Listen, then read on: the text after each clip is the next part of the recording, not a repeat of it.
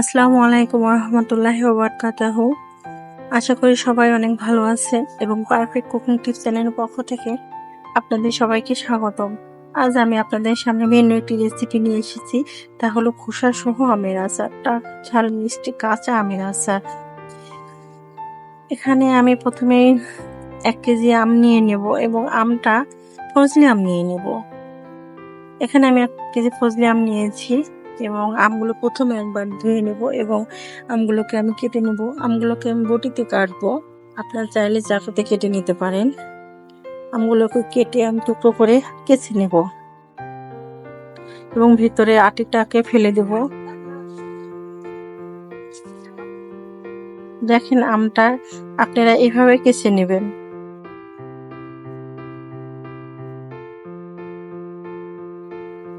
আমার আম কাটা হয়ে গেছে এবং সম্পূর্ণ আম কাটা হয়ে গেলে দেখেন আমগুলোকে আমি পানিতে ভিজিয়ে রাখবো। এখানে একটা কথা বলে রাখি, আমের মুখ থেকে আমের অংশটা বেশি ফেলে দিবেন যেন কষ না থাকে। এখানে আমগুলোকে আমি প্রথমে বলে রাখছি 10-15 মিনিট ভিজিয়ে রাখবো যেন আমের থেকে কষটা বেরিয়ে আসে। দেখেন কষটা বেরিয়ে এসেছে, পানি কালারটা অন্যরকম হয়ে গেছে এবং চুলার উপর একটা কড়াই দিয়েছিলাম পানি গরম হওয়ার জন্য। কড়াইয়ের মধ্যে আমি আমগুলো ঢেলে দিলাম হালকা সিদ্ধ হওয়ার জন্য। এভাবে কিছুক্ষণ নাড়তে হবে, তাহলে আমটা সিদ্ধ হয়ে আসবে। দেখেন সিদ্ধ হয়ে এসেছে। এবারে আমি পানি থেকে আমগুলো উঠিয়ে নেব। উঠিয়ে নিয়ে পুনরায় আবার আমগুলোকে ভালোভাবে ধুতে হবে, কারণ খোসা সহ আমের আচার, সেহেতু খোসাটা খেতে লাগলে কোনো রকম তিতো লাগা বা অন্যরকম সাদা এটা যেন না আসে, যেন মনে না হয় যে খোসা সহ আমের আচার খাচ্ছি। এ কারণে আমি আমটাকে পুনরায় আবার ধুয়ে নেব। ধুয়ে পানি নিংড় দিয়েছি। দেখেন এবার একটা প্লেটে আমি এটাকে ভালোভাবে মুছে নেব। দেখেন প্লেটের উপর টিস্যু দিয়েছি, অন্য একটি টিস্যু দিয়ে আমি এগুলোকে মুছবো।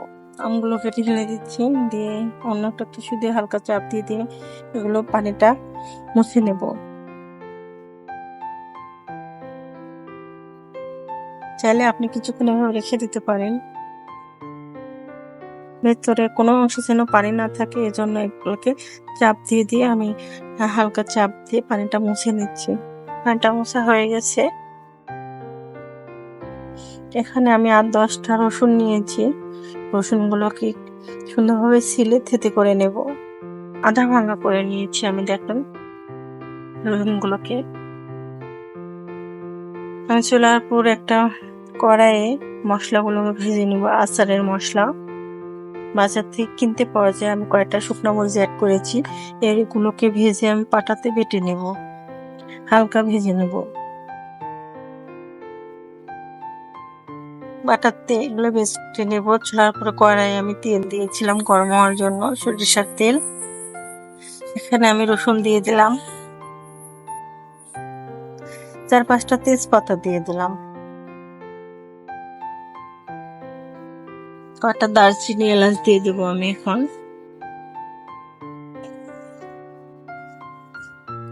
এগুলো হালকা বাদামি কালার হয়ে এসেছে। এবার আমি এগুলোর মধ্যে আম ঢেলে দিয়ে দেব,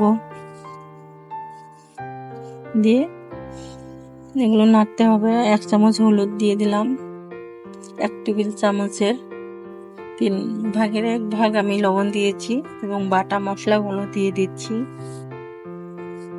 এবার এখানে আমি 250 গ্রামের মতো চিনি অ্যাড করব।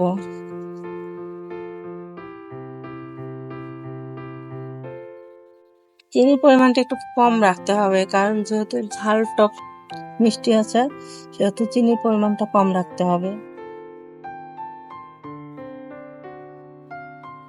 এভাবে নাড়তে হবে। চিনি থেকে একটু হালকা পানি ছেড়ে দেবে, পানিটা শুকিয়ে আসলে আচারটা হয়ে যাবে।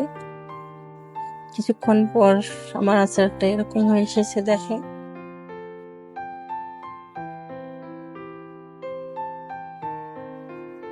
এভাবে উলট পালট করে নাড়তে হবে। দেখেন আচারের কালারটা অন্যরকম হয়ে এসেছে। এবার এটাকে নামিয়ে আমি প্লেটে পরিবেশন করে দেব।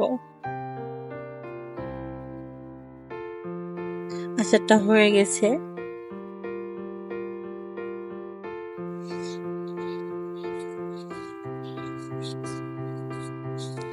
এবং আমার চ্যানেলে আপনারা যদি নতুন হয়ে থাকেন তাহলে ছোট্ট একটি রিকোয়েস্ট আমার, প্লিজ আমার চ্যানেলটাকে সাবস্ক্রাইব করে যাবেন এবং ভিডিওটা এতক্ষণ ধৈর্য সহকারে দেখার জন্য আপনাদের সবাইকে অসংখ্য ধন্যবাদ।